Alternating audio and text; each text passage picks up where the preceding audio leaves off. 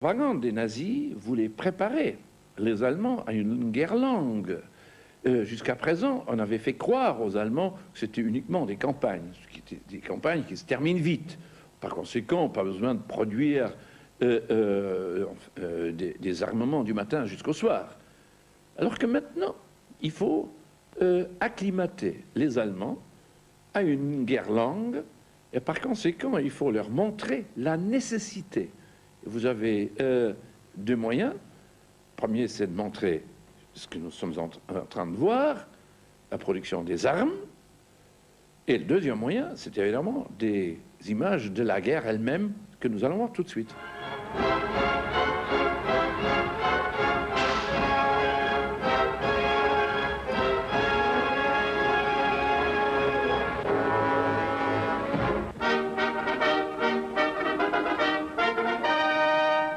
Die Winter-, Woll- und Pelzsachensammlung für unsere Soldaten im Osten wurde zu einer einzigartigen Kundgebung der deutschen Volksgemeinschaft. Die deutsche Heimat folgte freudig dem Rufe des Führers und dokumentierte damit aufs Neue ihre untrennbare Verbundenheit mit der Front. Jeder Tag brachte so gewaltige Mengen neuer Spenden, dass die Sammelaktion um eine ganze Woche verlängert werden musste. Der Andrang der Gebefreudigen war fast zu groß. Radio London berichtete allerdings, dass die Bevölkerung sich mit Gewalt der Abgabe ihrer Wintersachen widersetzt und in großen Kundgebungen ihrem Unwillen Ausdruck gegeben hätte. So sehen diese Kundgebungen in Wirklichkeit aus.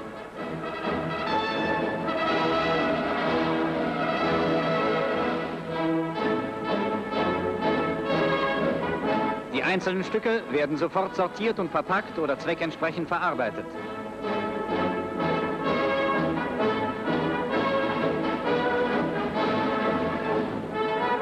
Auch in der zweiten Woche der Sammelaktion herrschte in den über 50.000 Näh- und Flickstuben der Partei Hochbetrieb. Die sorgfältige Sortierung des Materials in der Heimat erspart Zeit und Mühe bei der Verteilung an der Front. Von den Sammelstellen aus geht es direkt nach dem Osten.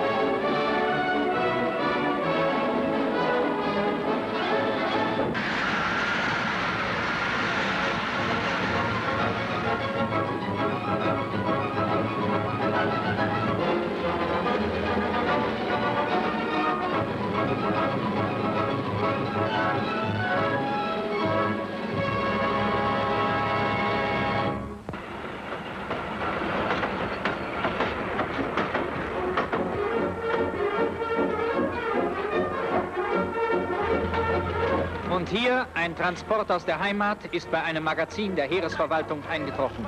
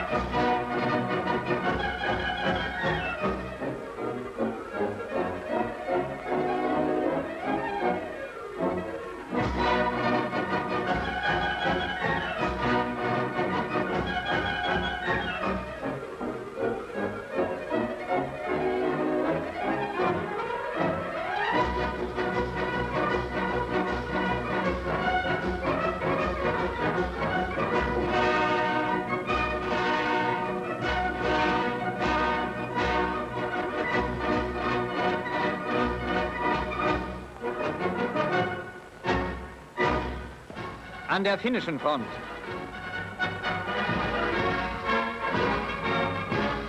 Finnische Verbände rücken zum Stalinkanal vor.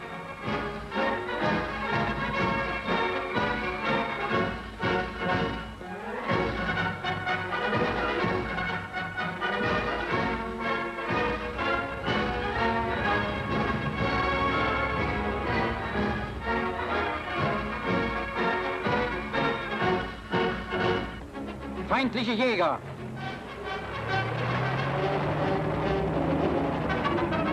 Fliegerdeckung.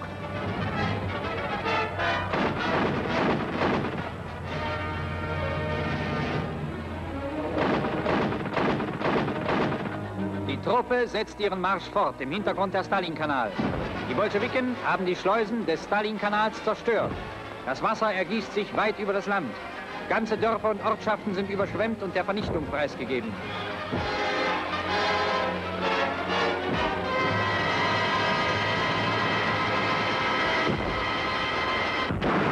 Die Sowjets versuchen immer wieder, das verlorene Gelände zurückzugewinnen. Ihre Angriffe brechen jedoch im Feuer der tapferen finnischen Soldaten verlustreich zusammen.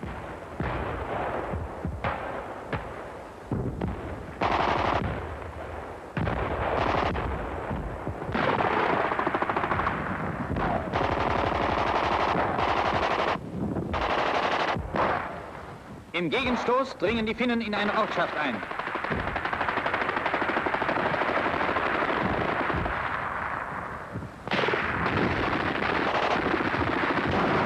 Ein Verwundeter wird zurückgebracht.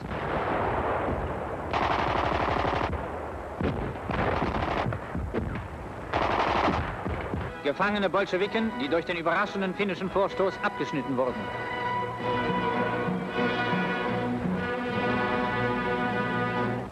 Im Raum vor Leningrad.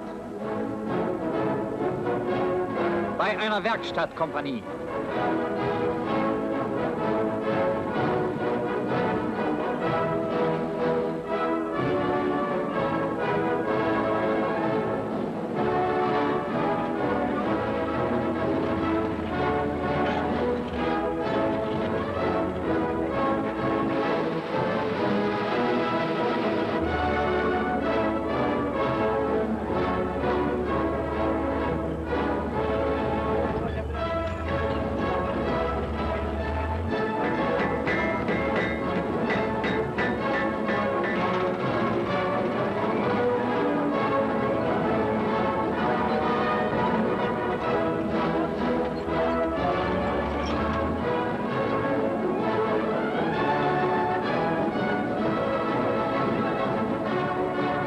Ausgabe von Klarsichtscheiben, Schneeketten und Öfen für die Fahrzeuge.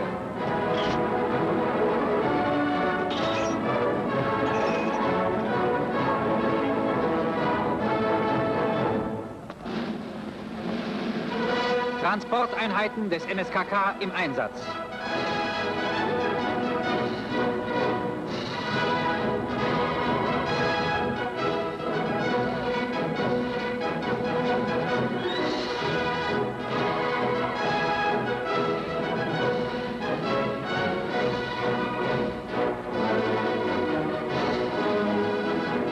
Sicherung gegen Heckenschützen.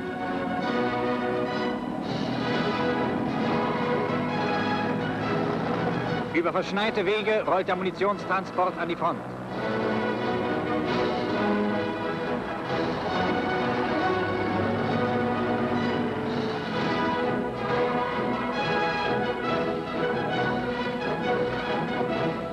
Gefangene bringen Material für sogenannte Schneefänger heran.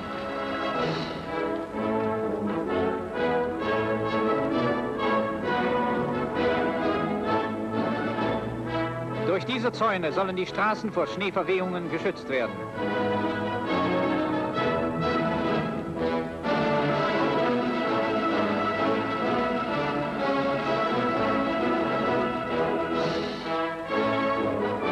Auf den Nachschubstraßen reißen die Kolonnen, die tagelang bei klirrendem Frost und eisigen Schneestürmen unterwegs sind, nicht ab.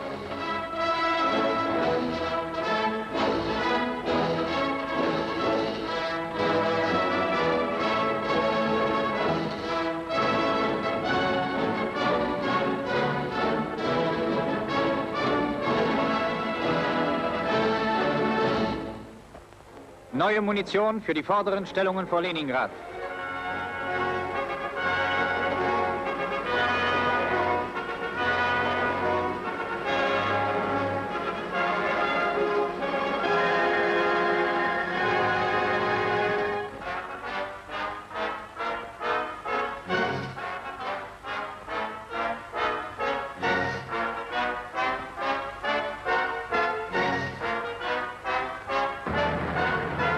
Hinter den vorderen Linien entstehen neue Verteidigungsanlagen.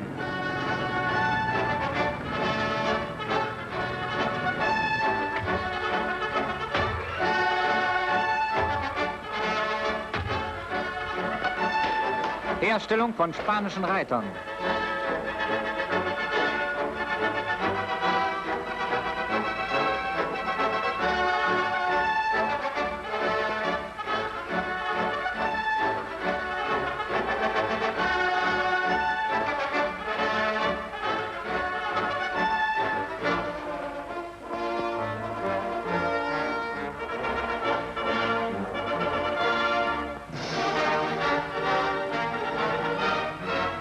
Angriffsvorbereitungen der Bolschewiken sind erkannt.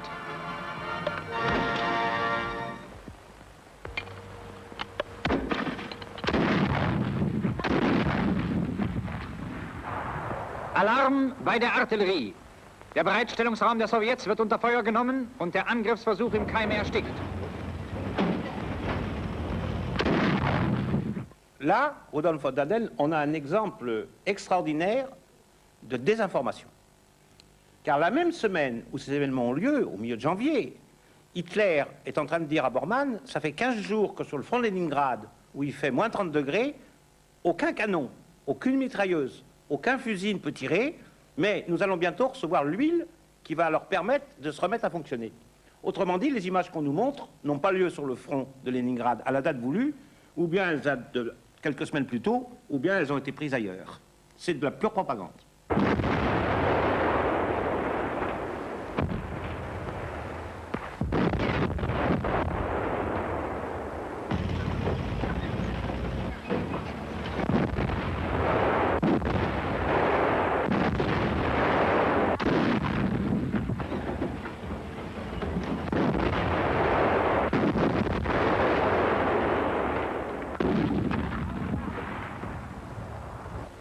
Am mittleren Abschnitt der Front.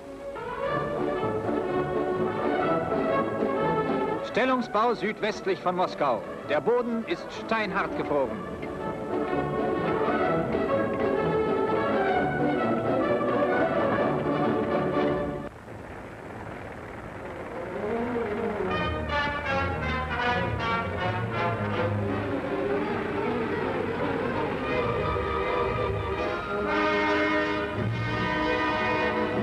Die Gefechtsaufklärung bleibt mit dem Feind stets in Fühlung. In erbitterten Abwehrkämpfen, die bei der grimmigen Kälte an unsere Soldaten höchste Anforderungen stellen, werden immer wieder Massenangriffe der Bolschewiken abgewiesen und Bereitstellungen der Sowjets im Gegenstoß zerschlagen. Einer der angreifenden Sowjetpanzer ist in Brand geschossen.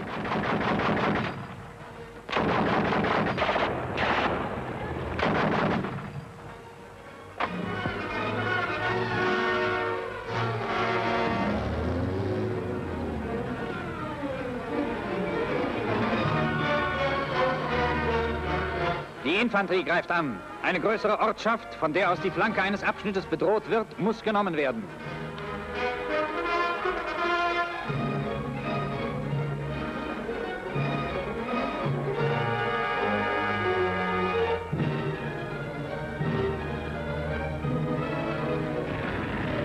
Nach erbitterten Straßenkämpfen Mann gegen Mann und Panzer gegen Panzer ist der Ort in deutscher Hand.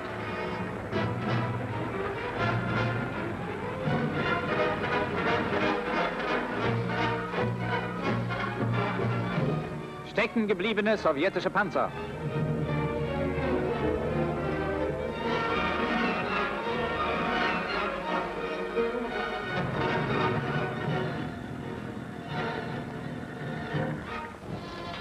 Die Gefangenen werden zurückgebracht.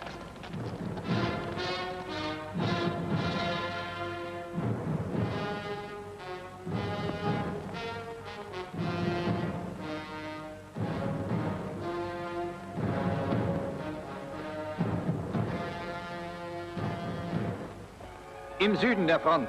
Italienische Truppen im Donezbecken.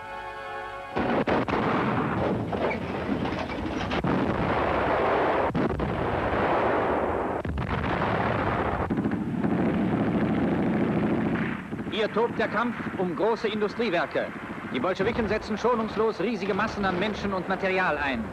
Die italienischen Verbände verteidigen sich jedoch tapfer und zäh und schlagen den Angriff der Sowjets blutig zurück.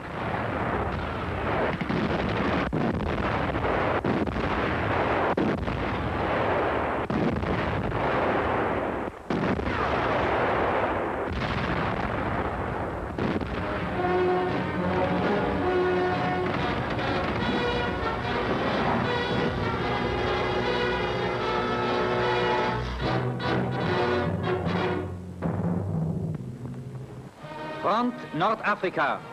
Die deutschen und italienischen Verbände haben sich planmäßig vom Feinde abgesetzt und beziehen neue Stellungen.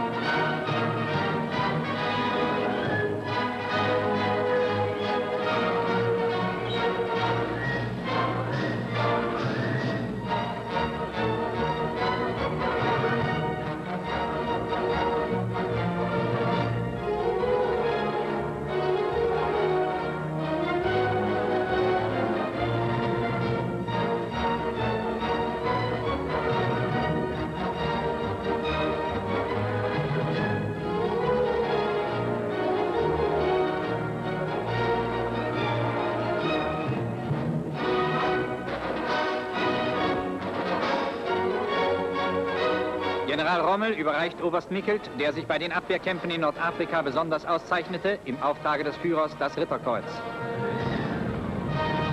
Angriff englischer Flieger auf einen deutschen Feldflugplatz.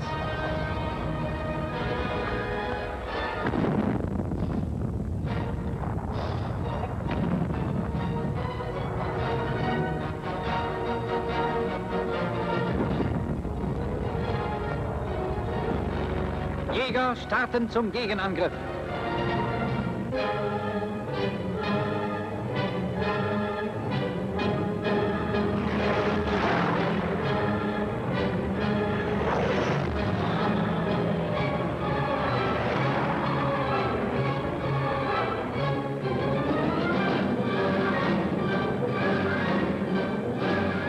Da sind sie. Ein Hurrikan.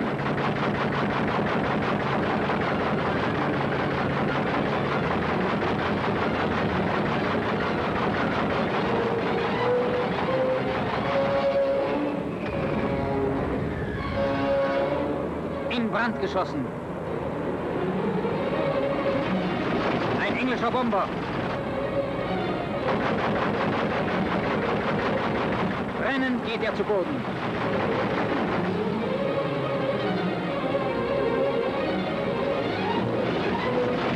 Der dritte.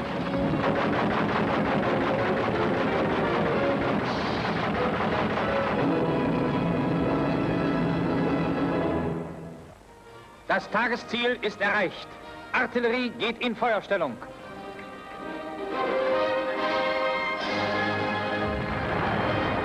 Einschläge feindlicher Batterien. Die Engländer versuchen, die planmäßigen Bewegungen unserer Truppen zu stören.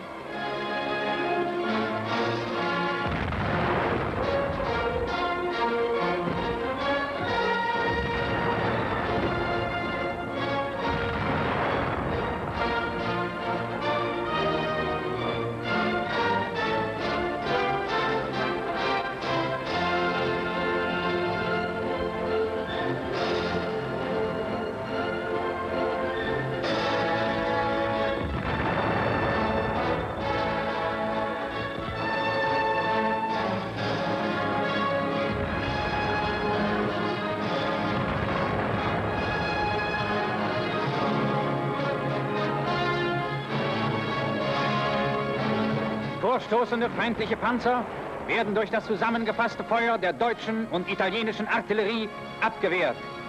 Die schweren Kämpfe in Nordafrika gehen weiter.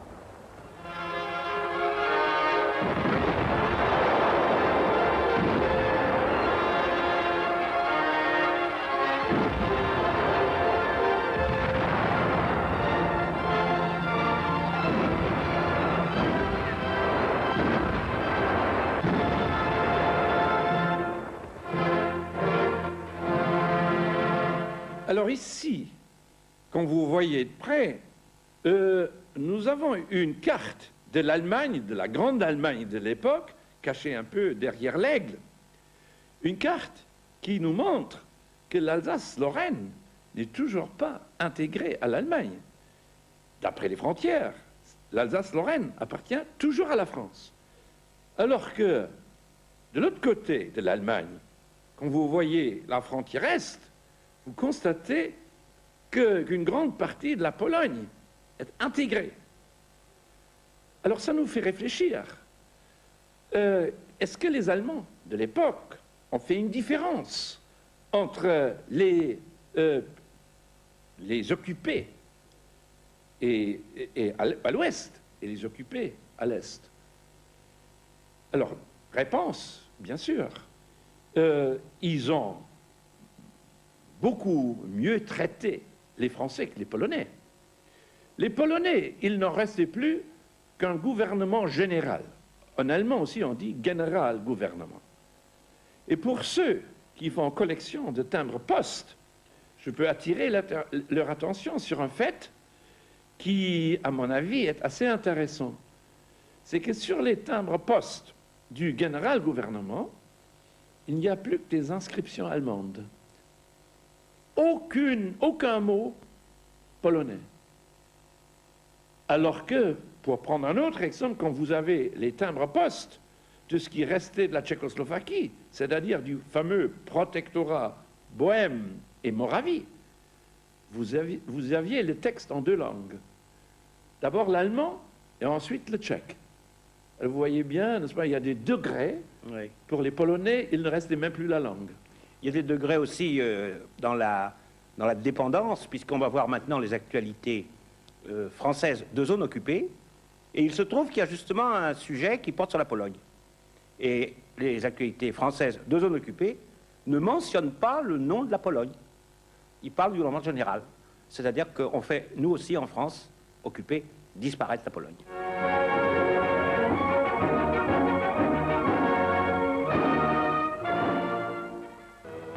À Paris, le dispensaire des agents de police va développer encore sa bienfaisante action sociale.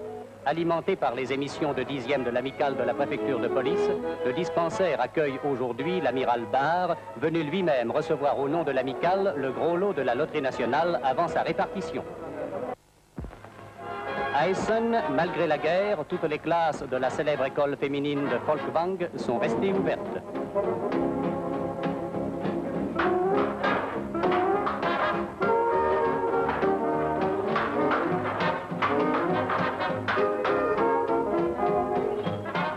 La classe de dessin, où les élèves travaillent d'après modèles vivants.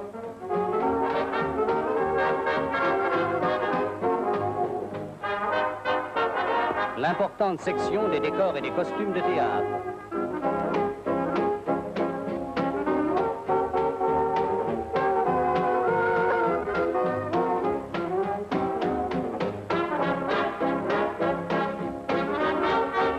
Le groupe de la danse et de la gymnastique rythmique.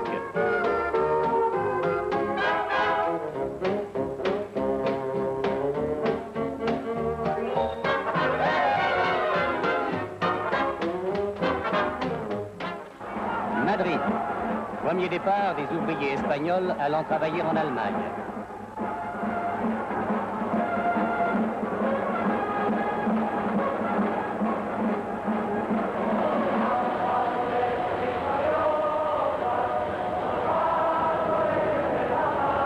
À la gare même se déroule, en présence de M. Biron, ministre du Travail, une chaude manifestation d'amitié germano-espagnole à laquelle prennent part des délégations de la jeunesse phalangiste.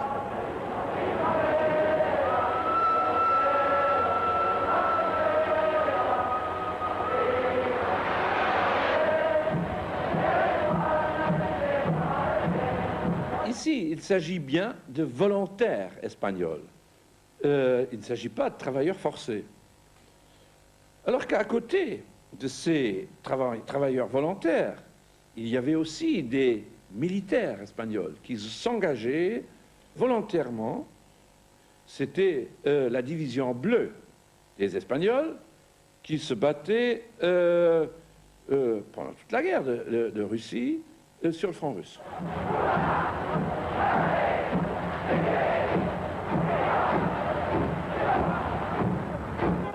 C'est à plus de 100 mètres sous terre, dans les galeries même des mines de Vielix, dans le gouvernement général, qu'une basilique a été érigée en l'honneur de Sainte Barbe, patronne des mineurs.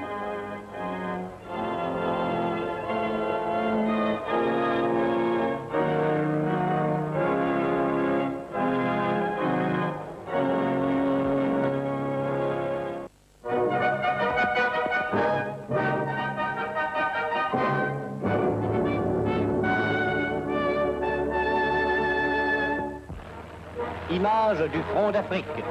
L'aviation joue ici un rôle capital dans cette lutte opposant les divisions germano-italiennes du général Rommel aux forces britanniques numériquement et matériellement supérieures. Des avions de bombardement et des appareils de chasse vont attaquer des convois ennemis traversant le désert de Cyrénaïque.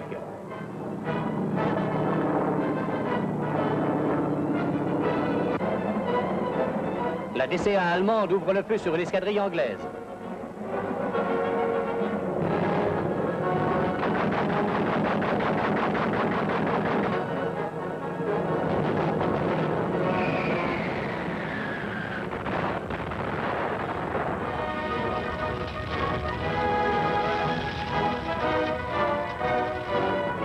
À droite du cliché, on distingue le parachute du pilote britannique.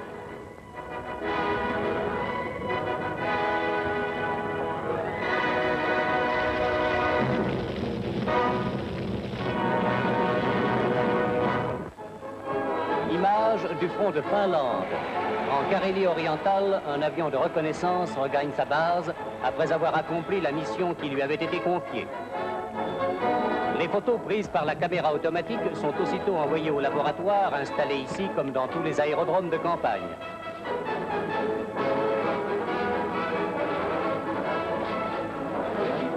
Après développement, le film est fixé et séché.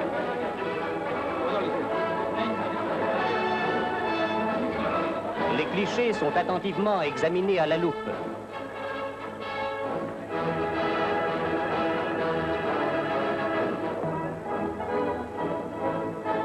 Une concentration de troupes soviétiques est repérée près du lac Ladoga.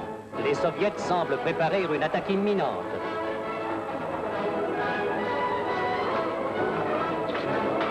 Coopération germano-finlandaise. Par téléphone, les résultats sont immédiatement transmis au secteur finlandais directement menacé. Le commandant décide le déclenchement d'une contre-attaque.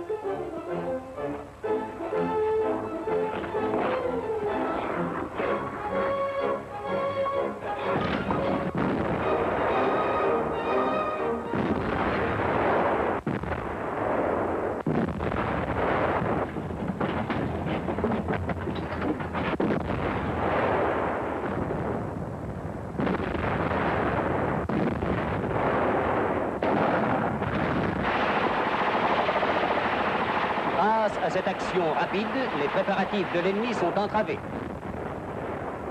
Bientôt, les troupes soviétiques sont obligées de quitter la localité, base de leur attaque, et les unités finlandaises pénètrent dans le village.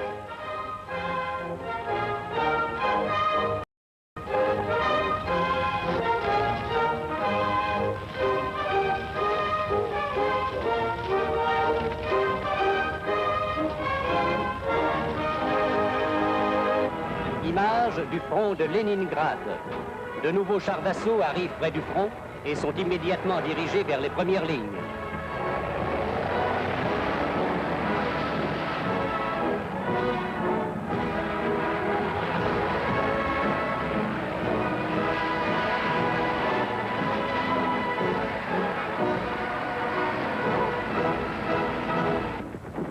Devant la Neva, d'importantes unités soviétiques tentent de traverser le fleuve. Par un violent tir de barrage, l'artillerie arrête l'ennemi sur ses positions de départ.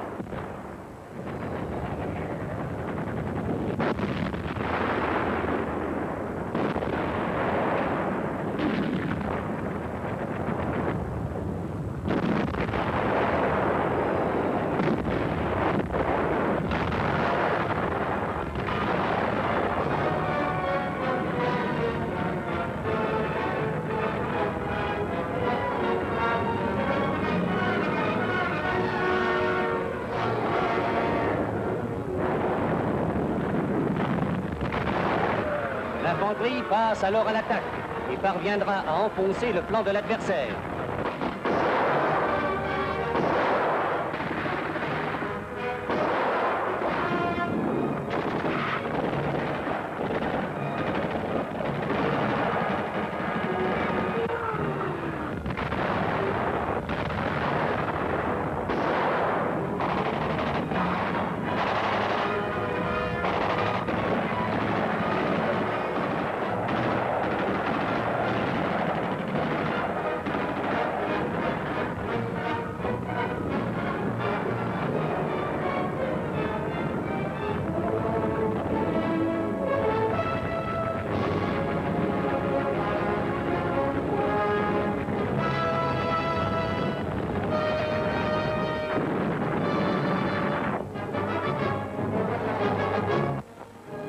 Image du front de Crimée.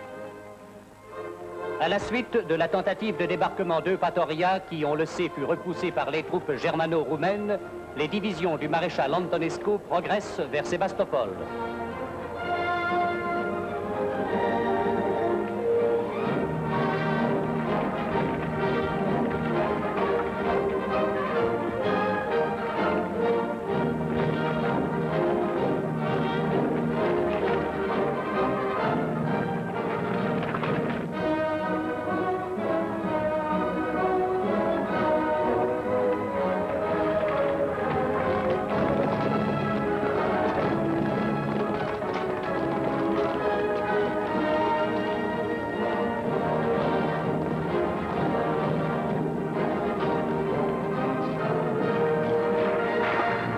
Les troupes de contact sont arrêtées par une ceinture d'ouvrages fortifiés protégeant la ville et défendues avec opiniâtreté par les soviets. L'artillerie entre en action.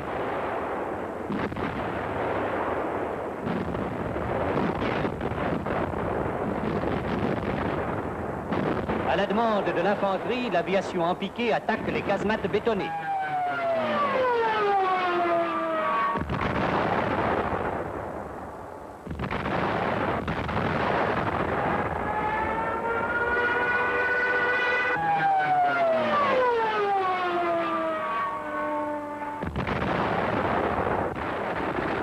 Des grenades fumigènes sont lancées pour aveugler l'ennemi.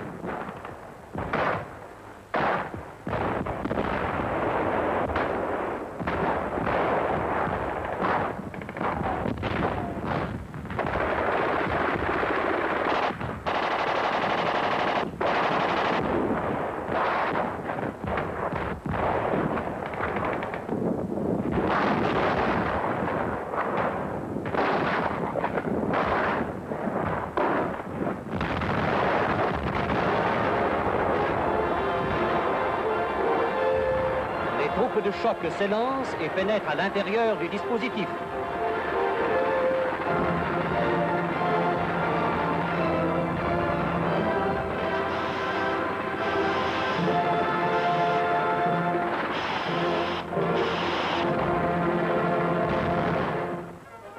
Les actualités mondiales vous présentent un document édité par les actualités officielles de zones non occupées. Images et commentaires.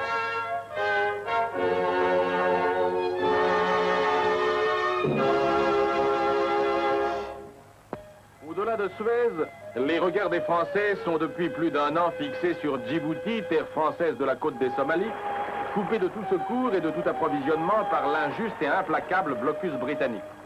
Aujourd'hui, la statue de Lesseps ne préside plus au passage continu des vapeurs et des voiliers. Le trafic de Méditerranée en mer Rouge est presque arrêté. France Actualité montre dans ce reportage d'un temps moins mouvementé comment est né Djibouti et ce que la France en a fait.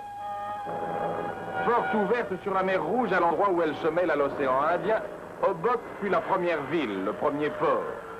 Le gouverneur Lagarde, homme d'imagination et de volonté, s'attacha à créer le port et la ville dans ce désert de pierre. Mais Obock devait bientôt se voir supplanté par Djibouti mieux situé. D'abord agglomération de paillotes et de cabanes, Djibouti devait, grâce à l'effort français, prendre en 50 ans son importance et sa classe de ville moderne, tout en conservant ses aspects caractéristiques.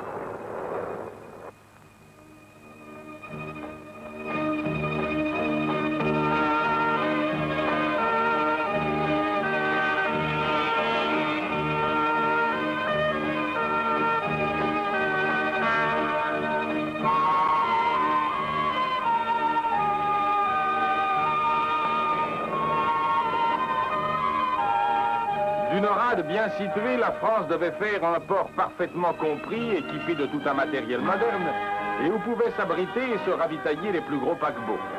Djibouti, avec ses quais, ses docks, ses jetées, ses bassins, où continuait l'amélioration, pouvait dangereusement concurrencer le port anglais d'Aden.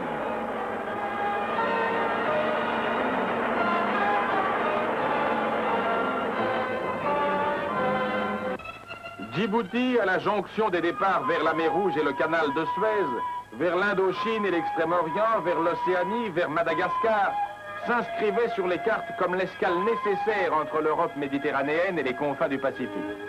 Point de départ du seul chemin de fer qui traversa l'Éthiopie, elle était le comptoir de transit entre le royaume de Saba et le reste du monde. Djibouti, aujourd'hui, pressé par le blocus britannique dans sa ceinture de fortin et de défense, est en proie aux affres et aux souffrances de la faim. Aux offres de reddition, la population a toujours répondu non, sans faiblir. Elle paie du prix des souffrances qu'elle endure sa fidélité à la mère patrie. Djibouti, créée par la volonté française, reste héroïquement française.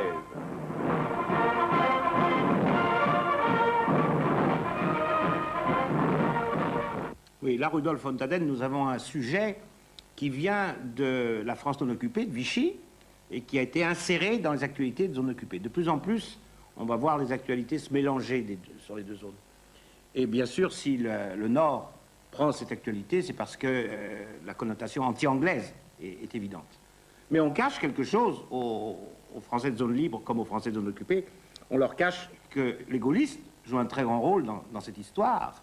Et sans doute, ils ne vont pas arriver tout de suite à rallier la côte des Somalies, parce que le général Germain fait bonne garde au nom du maréchal, mais bientôt, le général Gentilhomme et d'autres vont en quelque sorte faire passer la côte des Somalies du côté de la France libre. Mais revenons plutôt à l'essentiel de ces actualités. Et l'essentiel, évidemment, on l'a vu, c'est ce travail dans les usines, en Allemagne, ces volontaires qui partent d'Espagne.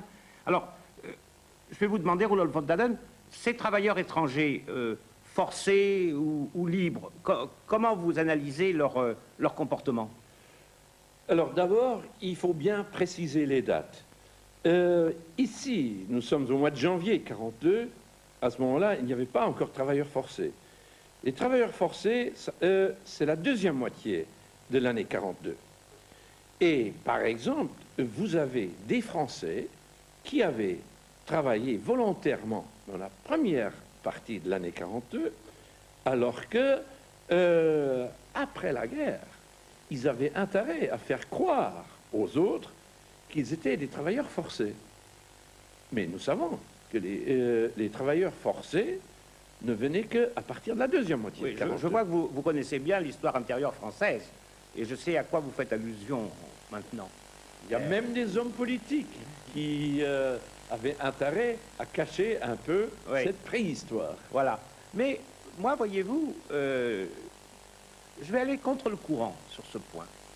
Parce que j'étais élève au lycée Carnot à l'époque, et je me rappelle très bien qu'on a fait des appels pour que des Français aillent travailler en Allemagne. C'était pas encore l'époque des travailleurs forcés, hein. Nous sommes en janvier 1942. Et je me rappelle très bien que j'avais un camarade en classe qui avait son père prisonnier et qui pensait qu'en allant travailler comme volontaire, son père serait libéré. Ça faisait partie du climat et de la propagande de l'époque. Il ne l'a pas fait puisque ça ne s'est pas fait finalement. Néanmoins, ce que je veux dire, c'est qu'à l'époque, quand des Français partaient travailler en Allemagne, à cette date-là, on ne les considérait pas forcément comme des collaborateurs. C'est après qu'on va les stigmatiser pour ça. Et je pense que ceux qui n'ont pas clarifié leur position, et du moins leur position à cette époque, où aller travailler n'était pas considéré encore comme un crime antinational, encore, ça va changer très vite. Ben, ils ont eu tort, ils auraient mieux fait de dire la vérité. Oui, mais bien sûr, n'est-ce pas? Alors, les travailleurs volontaires français de cette première moitié de l'année 42 n'étaient pas comparables aux phalangistes espagnols que nous avons vus dans ce film, et qui vraiment, ils sont allés par conviction, et je dirais par conviction politique, n'est-ce pas? Alors là, il faut, bien sûr, vous avez parfaitement raison, il faut bien distinguer les situations. Oui. Ce qui n'empêche, comme vous dites, qu'il y a là aussi, du côté français, des choses à discuter. Bien sûr. Merci Rudolf von Taden de nous avoir aidé à éclaircir quelques moments de l'histoire de cette guerre et sur des problèmes qu'on n'ose pas aborder franchement.